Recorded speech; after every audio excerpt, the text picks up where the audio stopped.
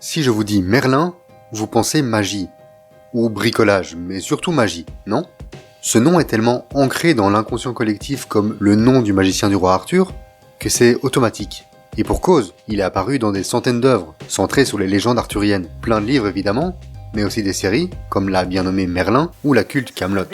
Franchement, une potion pour faire pisser bleu, ça pressait à la minute là. Au cinéma, on ne compte plus ses apparitions. C'est parfois logique, comme dans Excalibur de John Boorman, ou King Arthur, la version de 2004, pas celle de Guy Ritchie avec David Beckham.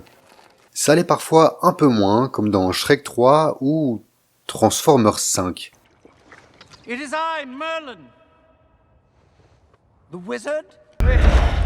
Mais c'est de la merde! Merlin, c'est donc un peu le sorcier ultime, le grand-père de Dumbledore ou le cousin de Gandalf.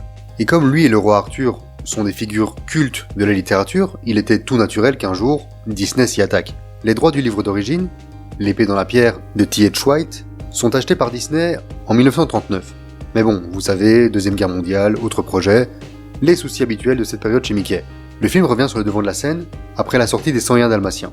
Et après avoir vu le film quelques fois, je me suis rendu compte d'un truc. Merlin, le Merlin du titre français, oui, le même, ne sert à rien. Mais attendez, vous allez comprendre.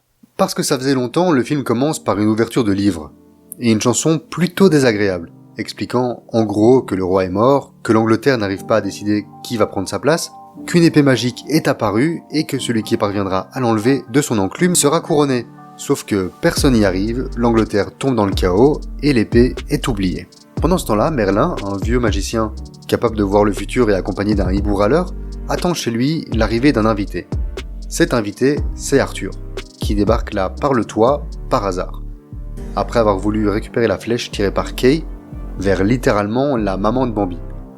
Kay, c'est le fils de son tuteur, Sir Hector, mais on y reviendra après. Parce que oui, on est chez Disney, donc le héros a des parents morts ou absents, évidemment. Après avoir bu un thé, Merlin lui annonce qu'il va être son professeur. Le gamin, il a rien demandé à personne, il bosse déjà comme un fou au château, et maintenant, un vieux veut lui apprendre des trucs. Mais sauf que Arthur, maintenant, il doit rentrer, donc Merlin l'accompagne. Non mais vous imaginez? Votre enfant de 12 ans revient à la maison avec un vieux qu'il a trouvé dans les bois, en disant qu'il va lui apprendre des trucs, mais là, comme c'est un magicien, il peut rester apparemment. Le même soir, un pote moustachu de la famille passe par là, et annonce qu'il y aura bientôt, à Londres, un tournoi pour trouver le futur roi. Et donc il leur a fallu des années pour avoir l'idée d'un tournoi. Ah ouais, rapide les Anglais.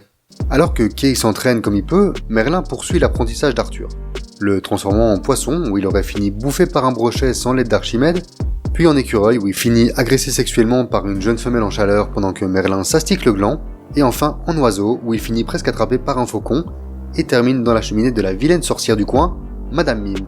Ces trois scènes, très sympas et divertissantes, n'apportent cela dit pas grand chose au final. Dans la première, Merlin veut lui apprendre que l'intelligence surpasse le muscle, sauf que pas vraiment, et sans le hibou, il aurait fini en brochette. Dans la seconde, il veut lui apprendre que les écureuils aussi ont des problèmes, j'imagine. Enfin, apparemment leur plus gros souci c'est la libido des femelles, et un petit peu les loups. Bon d'accord, à la fin il lui enseigne la force de l'amour, mais je suis pas certain que c'était le plan de base.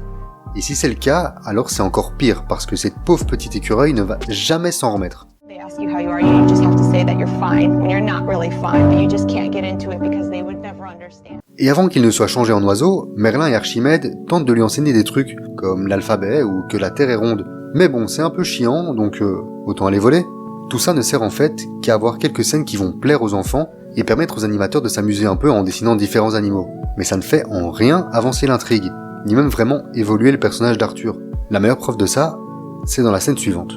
Arthur arrive chez Madame Mime, endroit qui est plein de références à Alice au Pays des Merveilles, avec les cartes, le changement de taille, la transformation en chat, mais surtout avec une Madame Mime qui est une méchante sorcière qui utilise sa magie pour faire du mal, ou se transformer en femme cochon, ça dépend. Elle menace de le tuer, Merlin arrive et commence le fameux duel des sorciers. Alors vous attendez pas à des éclairs partout, à du feu et de l'eau qui s'entrechoquent.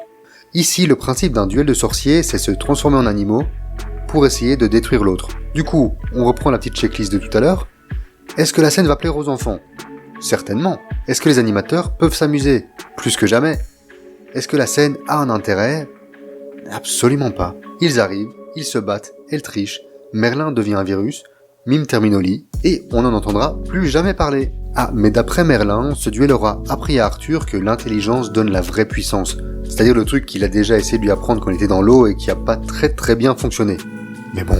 Du coup, quand Arthur dit à Merlin qu'il va partir pour Londres avec Kay pour être son écuyer, Merlin se fâche, lui disant qu'il devrait avoir plus d'ambition.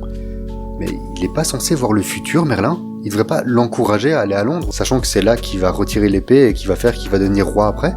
Est-ce que ce serait de la psychologie inversée ? Ah, ça m'étonnerait. Merlin se casse aux Bahamas ou à Saint-Trope dans la version française, et Arthur va à Londres. Mais il a oublié l'épée de Kay, et doit donc en trouver une autre. Il tombe donc sur la fameuse enclume, et on remerciera le jardinier d'être passé juste avant, c'est cool.